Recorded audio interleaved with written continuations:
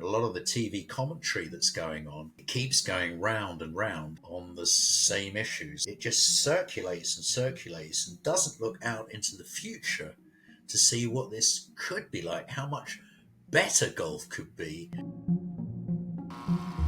Folks, this is another hard-hitting episode of Big Boy Pants Golf. I've got Chris. He's British, and he's in the comment section.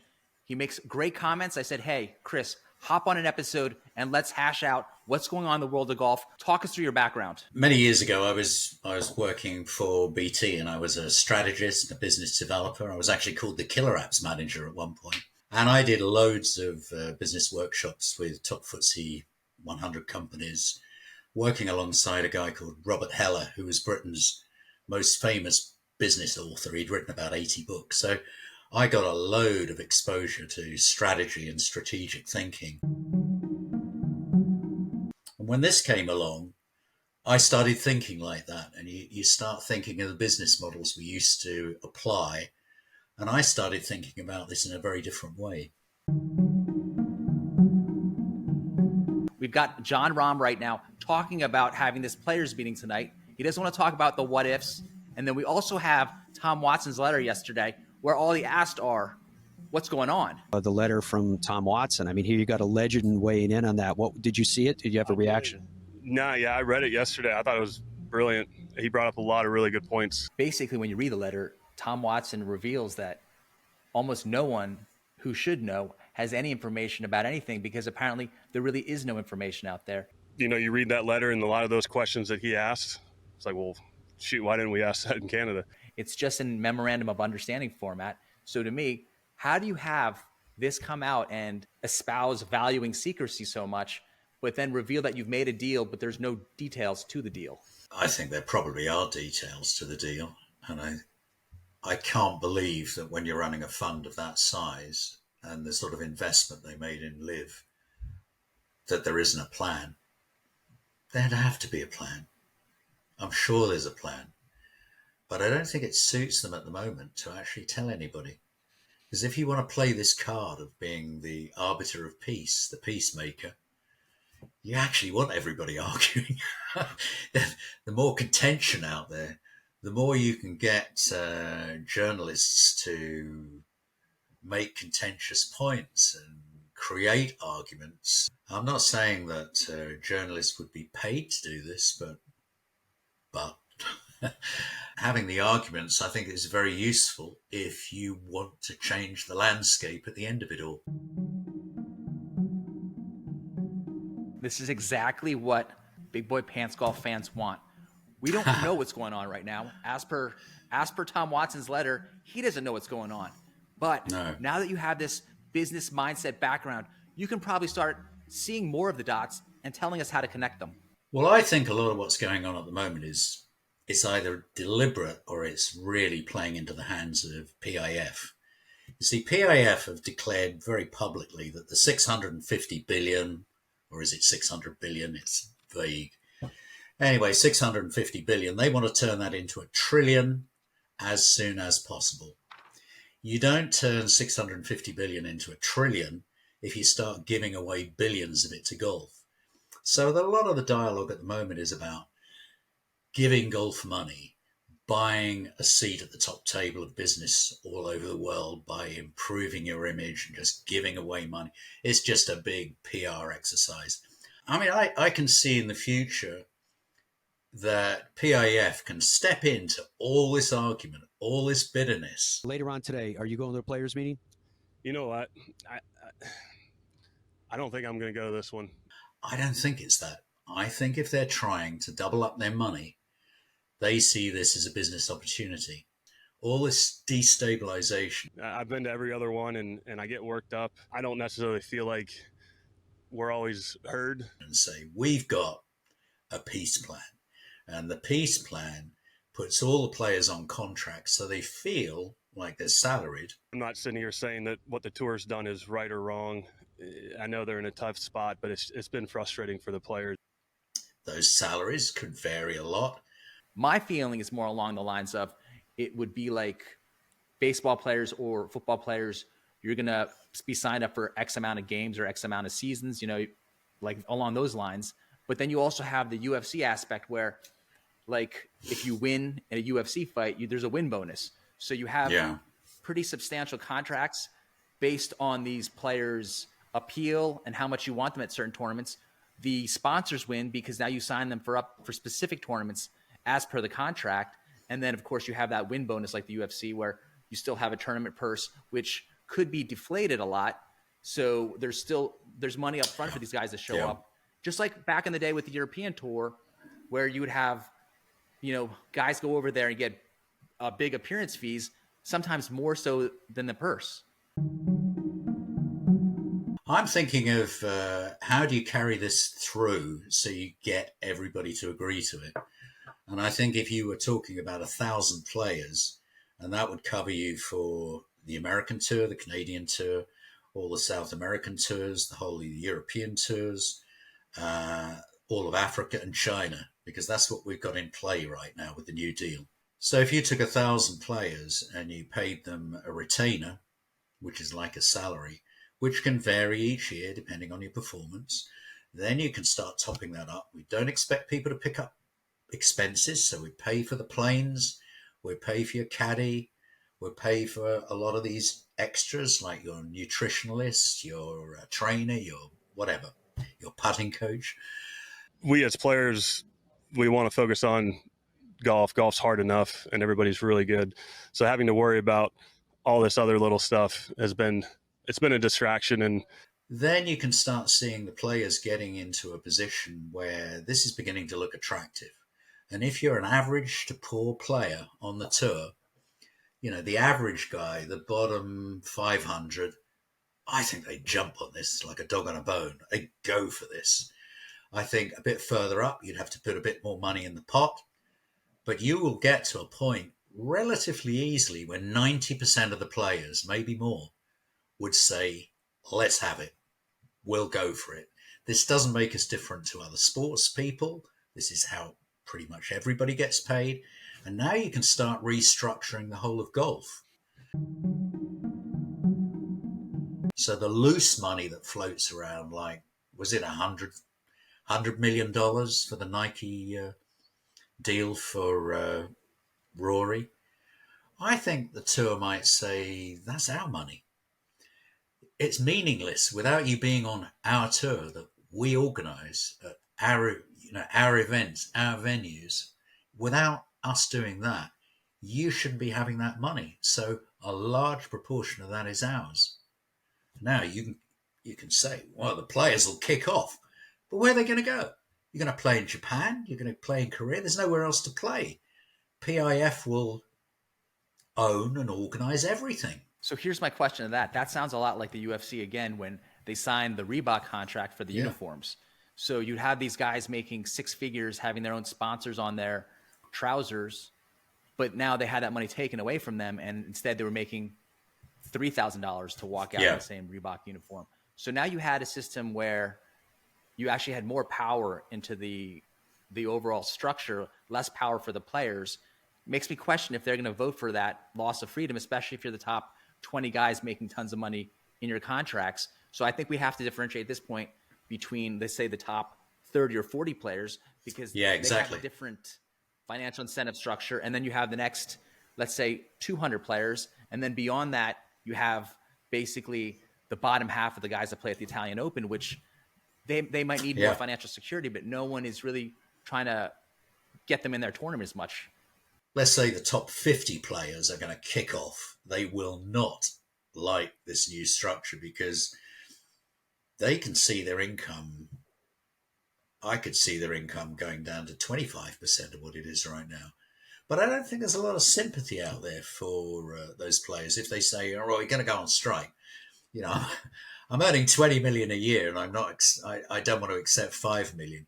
Do you see the public saying, "Yeah, I'm so sympathetic.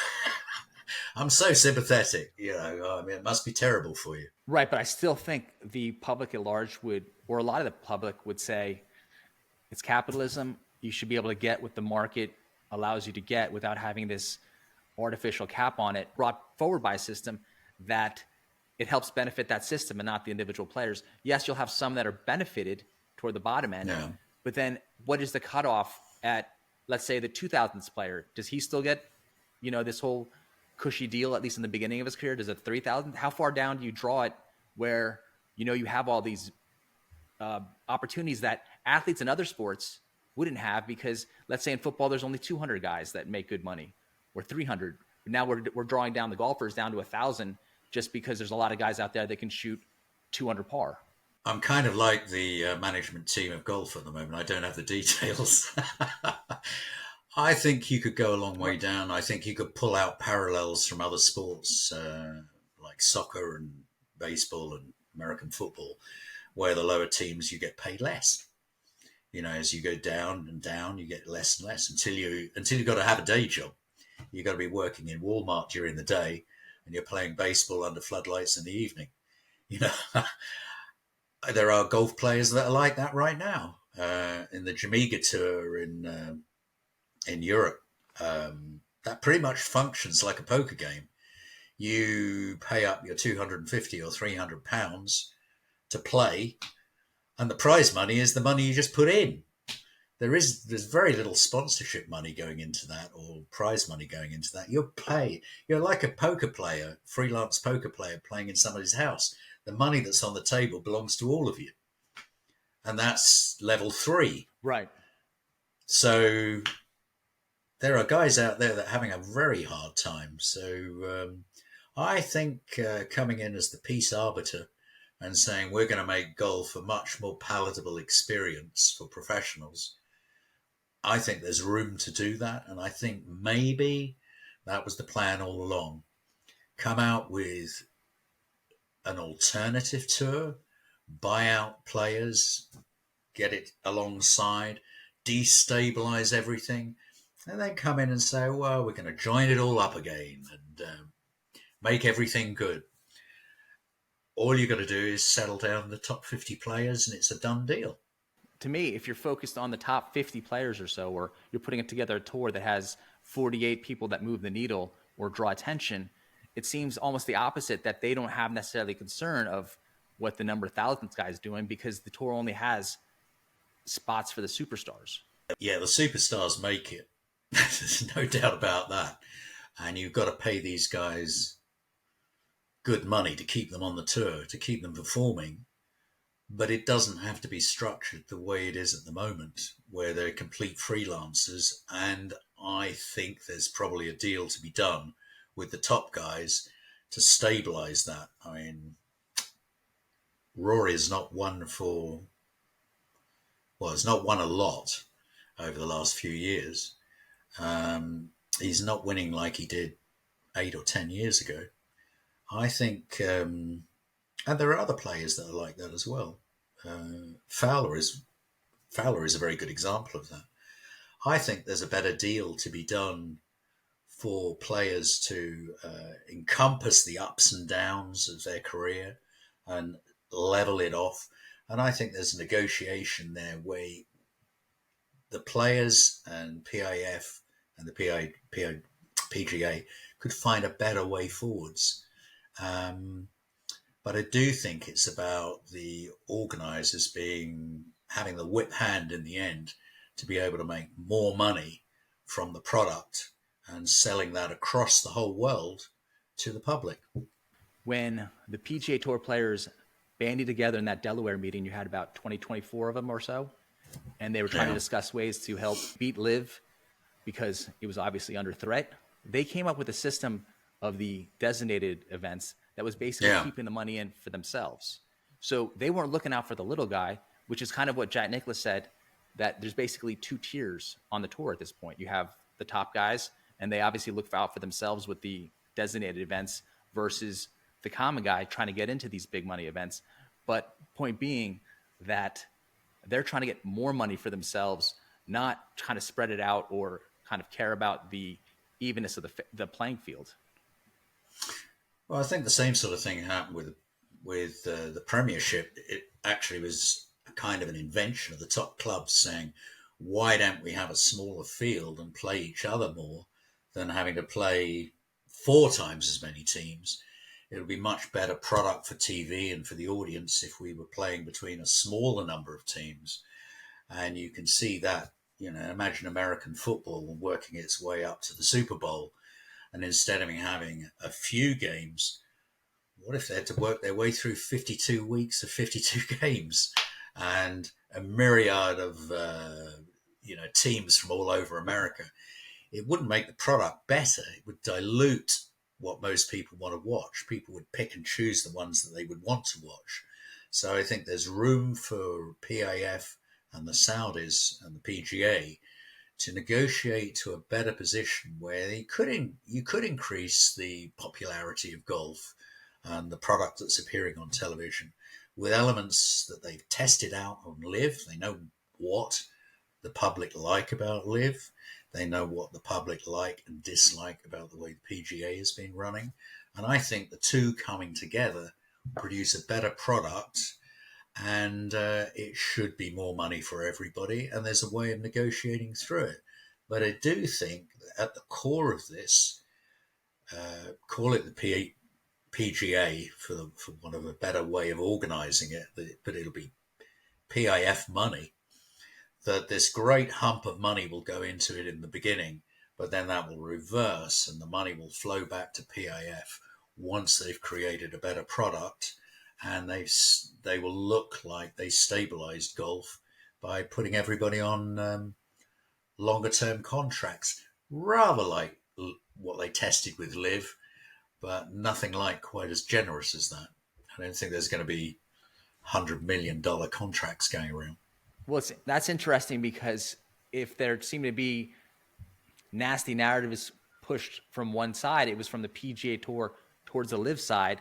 Now the PGA Tour side is taking credit for putting this deal together, a deal which we don't know the details of, and at the same time is promising retribution to any of the LIV players that want to come back. So I'm very confused about how this is going to happen when you still haven't spelled out the details, and with wanting to add all these negative parts coming for the players that come back, it seems to me that the LIV players will just say, I don't want to come back then. Yeah, but you could actually address that if you put all the players on an annual contract, a payment that doesn't rely on them winning, but it's an annual contract to play.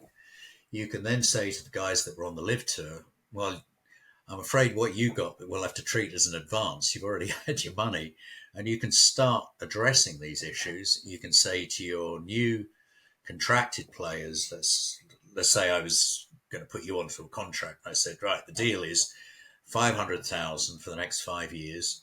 I'm going to pick up all your expenses for your 5-man team and your caddy.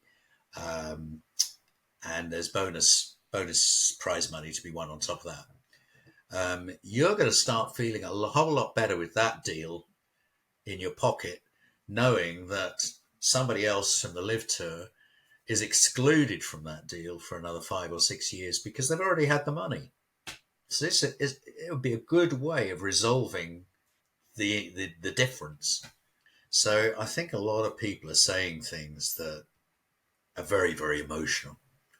And I think, you and I would be like that if we were faced with colleagues doing the same sort of job as us. And one day they were paid $100 million to go and work for another company or whatever. And then the two companies merge and they get to keep the money. I'd be furious, absolutely furious. But maybe it's all part of the plan. I mean, there's so little talked about. Maybe this is the way it was always supposed to go. Maybe this is how it happens. And maybe keeping everything secret is part of how you keep this anxiety, this furiousness spinning and spinning. You just don't tell anybody what the long-term plan is until you're ready.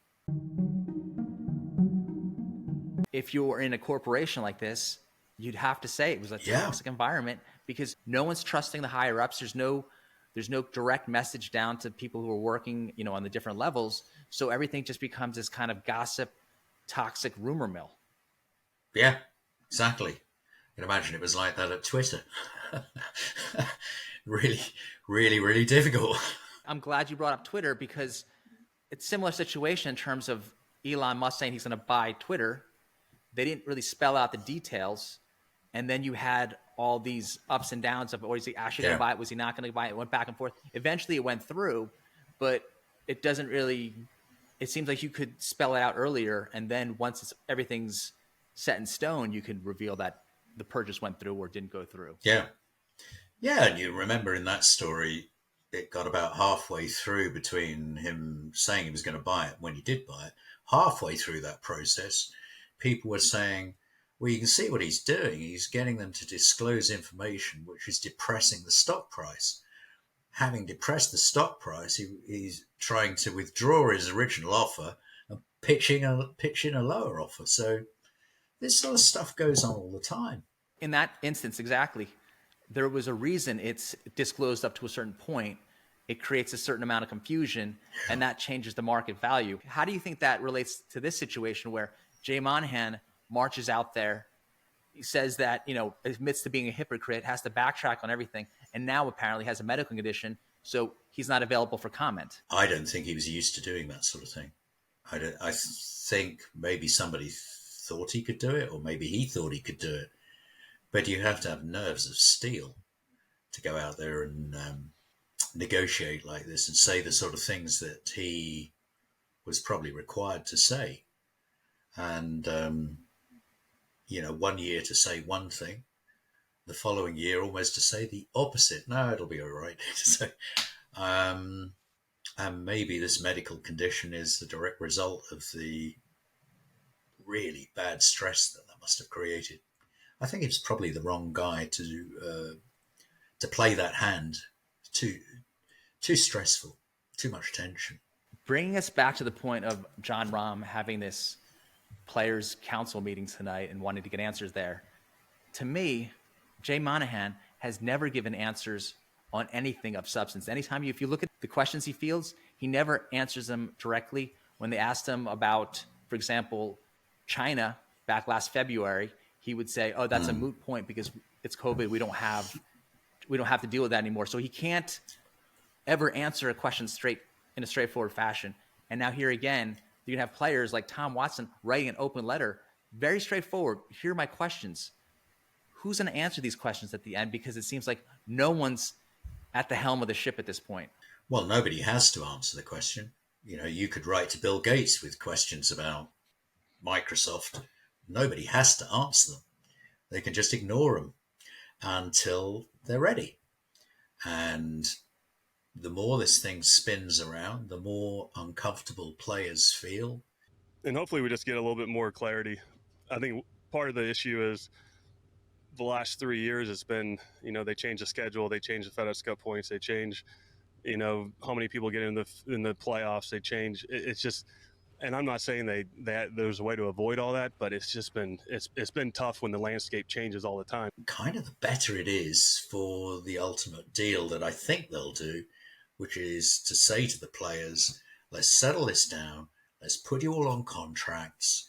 The contracts will sort out what the LIV players got, and everybody will be on a pretty equal footing again, and we'll get out there and start making some money.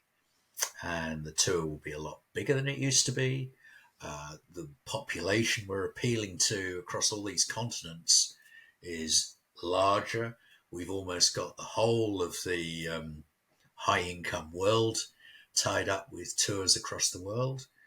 It's going to be good. And I think people feeling unsettled right now is part of the plan. It's certainly what corporates do. Here's a question for you that relates to Tom Watson's questions. And it potentially could mean that actually, if anything, the amount these guys get paid forward will be less, because Tom Watson actually questions like, were we in a financially poor situation? Is that why we had to take on the PIF money? So if you've gone through your war chest to do these designated events and now you've run out of money, could it potentially be a situation like you point out, these guys don't have other places to play? Well, we ran out of money. We have PIF coming in. It only provides us X amount of dollars. Now the tournament purses actually go down. Well, I always thought that was going to happen anyway, because it's a very simple business model. You have sponsors and TV companies. If you go back to business models, the sort of Harvard MBA stuff, you'd have to ask yourself, what business is the tour in? It's to provide entertainment to the public. The public always want to watch sport, good quality sport. The business and the way you get money out of that is you provide that audience to an advertiser, to a company that wants to sell their product and advertise that product or brand name to that audience. The bigger the audience, the better the profile of the audience is very important. The better the profile and the bigger the audience, the better it is for revenues, because you can charge companies more money, and the TV companies who are part of the process of how that happens, you can charge them more money. But it's a very simple model. That money is where you get your prize money from, and the money to actually run the PGA and to pay the courses and all the rest of it. If the audience is declining, and sometimes in the last couple of years the audience has declined at particular events, it's not a rapidly growing audience for golf at the moment. That balance of money coming in like that and money going out is pretty stable. If you're the PGA and one day you say, we're going to have these new events, we're going to put up 20 million in prize money, double or triple what has been there before, where's that money coming from? Or if you're Phil Mickelson, you say, where was that money? If you could do that now, where was it going before? But it's a simple balancing act. It is important to understand how all of this has impacted the Tour's reserve fund and the Tour's overall financial solvency. Have funds been depleted to the point where the Tour needs an unprecedented capital injection to remain solvent now or for the future? And this ties in with the fact that you pointed out, where is this money coming from? You had this, this war chest initially that you injected into getting these elevated events purses, doubling purses. Then you have Honda, you have the AT&T sponsors leaving, the match play championships gone. So it does seem like there's less interest for sponsors to jump in there. And yet, counterintuitively, you're offering bigger purses. What is your interpretation of this? I think you have to go back to that Harvard business model. What business are you in? Theodore Levitt, I think in 1963, came out with a paper where he said, for example, railroad companies misinterpreted who their competitors were. They thought they were in the railway business, and actually they were in the passenger moving business. They didn't see airlines as a competitor because they misunderstood what business they're in. I think if you look at something like this, you've got to think of what is if the business is about entertaining the public, is putting up more and more prize money part of entertaining the public? Does that draw more people in the more money I put up? Or is it a turnoff? Or are people, for me, I don't ever really look at the prize money. For me, it's the superb playing, the shots that people make that are unbelievable, the things that they can do that I can't do when I'm playing golf. It's the game, it's the one-on-one, that's what gets me. But I think that's something they could go back and have a look at and see, is it about the money?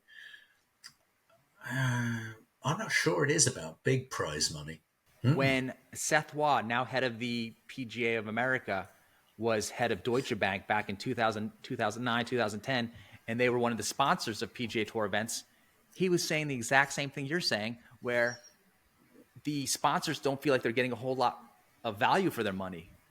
So if you're already in 2009 or 2010 feeling you're not getting a lot of value for the sponsorship money, then why would you double or triple it later?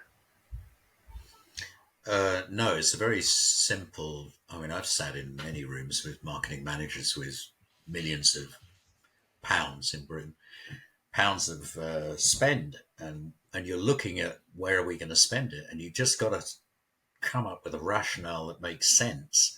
So if we're going to put 10 million pounds or 12 million, $13 million into an event, or $130,000 or whatever it is, you've got to work out how we're getting value out of that.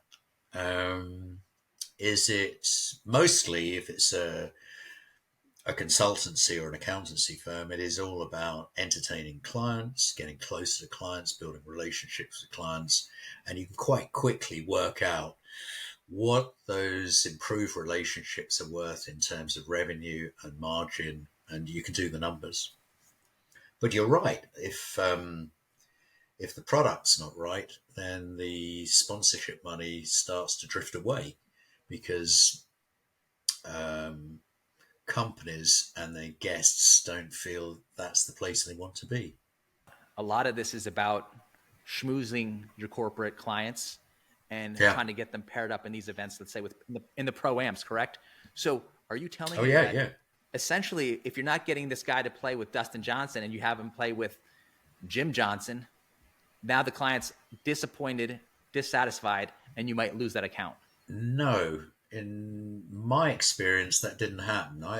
Many years ago, I worked for ICL, which was in Britain was as big as IBM. Not worldwide as big as IBM, but in Britain, it was the same size as IBM. It was one of the majors. And we switched from Formula One, having guests brought to Formula One. We switched to something called Formula Atlantic, which was old 2 and 3 year old Formula One cars that have retired from top class racing to this next tier of racing and take them to smaller circuits. And now they and their children could meet the driver, could go and sit in the car, could go into the garage and talk to the mechanics, wave the car goodbye at the garage, and then watch the car going around the circuit. Our clients, our guests thought this was absolutely magic. They loved it. And so I don't think it's always about producing a bigger and bigger event with more and more cash up for prizes. I think PIF and the PGA will go back and revisit this. I think we're facing in the next few months a complete reorganization of how golf functions behind the scenes and how it finances itself and pays its players. I think the important thing for the public would be that I don't think the product is going to change that much because nobody's demanding that the product changes very much. There are some tweaks you can do. There's some little bits and pieces from LIV that look good. But in the end, I think the playing field will be flattened off and there won't be a LIV tour and a PGA tour. I think there will be a consistently superb set of tournaments run by one organization. And that'll be true in all the areas, Europe and Africa, South America, whatever. So to kind of sum up certain parts, if you have, if you're a sponsor and you are trying to get value by bringing in your client and having them have a great experience, it isn't necessarily about having how much money you spend on the client, but how much of a great experience you can create for that client, bring in their families, etc., so that they can have more of a memorable experience and still essentially sponsor the tournament. Even though you're putting in less money, you can still get your goal accomplished. And that potentially this could mean that if these guys with all this money can create valuable experiences for their clients on the cheap, the actual players can get less money because they realize that just throwing money at people isn't the solution. It's actually, what do you do with the money that you do spend? Well, let's take it this way. Say I've worked for a major accountancy firm and we've taken a big stand at, I don't know, it doesn't matter, 16th hole or whatever. My guests, my clients would love to meet, name a player, Rory McIlroy. Would love to meet Rory McIlroy. And here's another way you can pay Rory once he's finished the day. Could you come and spend half an hour in our tent, in our marquee, meeting my clients? They would be absolutely knocked out. A life's memory. They would never, ever forget it. They would think that we are brilliant. They'll be our clients forever. Folks, this has been another episode of Big Boy Pants Golf. Let us know what you think in the comments section about how everything's going to move forward. And don't forget to subscribe, share, and like.